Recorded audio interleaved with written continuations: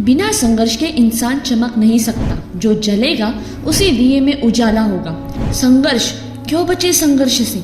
संघर्ष ही तो जीवन की आत्मा है। जितना कठिन संघर्ष होगा उतनी ही शानदार जीत होगी। एक बार एक किसान भगवान से बहुत ही नाराज हो गया।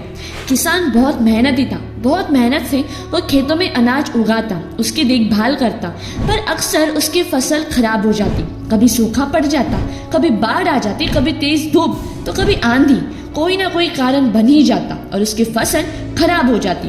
एक दिन वह किसान गुस्से में आसमान की ओर देखकर भगवान से कहा, हे ईश्वर, आपको लोग सर्वज्ञाता मानते हैं कि आप सब जानते हैं, कहते हैं कि आपकी इच्छा के बिना एक भी पत्ता नहीं हिलता, पर मुझे तो लगता है कि आप छोटी से छोटी बात भी नहीं जानते। आपको तो ये भी नहीं पता कि खेती बाड़ी कैसे करते हैं। अगर आप जानते होते तो हर समय जो बाढ़, आंधी और तूफान आते हैं वो कभी नहीं आते।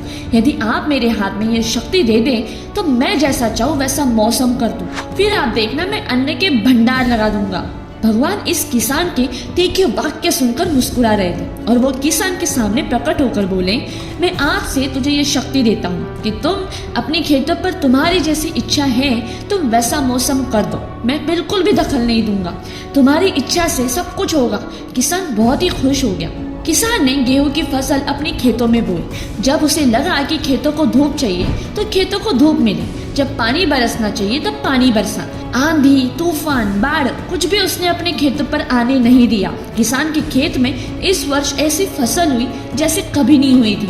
हरी भरी फसल मन ही मन वह बहुत खुश होता गया और सोचने लगा, अब सबूत के साथ दिखाऊंगा भगवान को कि इसे कहते हैं शक्ति का सही उपयोग। मेरी सफलता देखकर उन्हें अपने नियम जरूर बदलने पड़ेंगे। कुछ दिन गुजरे, फसल कटने को तैयार हो गए। किसान बहुत उत्सुकता के साथ फसल को काटने लगा, पर जैसे ही उसकी नजर गेहूं की बालियों पर गया तो उसने अपना सर पट लिया। वह रोने लगा, जोर जोर से चिल्लाने लगा। गेहूं की एक भी बाली के अंदर गेहूं का दाना ही नहीं था। सारी बालियां अंदर से खाली थी। किसान बहुत दुखी हो गया। उसने भगवान को रोते हुए फिर पुकारा, हे प्रभु, तुमने ये मेरे साथ क्या किया? क्या तुमने मुझे कोई सजा दी? भगवान बोले, पुत्र, ये तो होना ही था। तुमने पौधों को संघर्ष करने का मौका ही कहाँ दिया?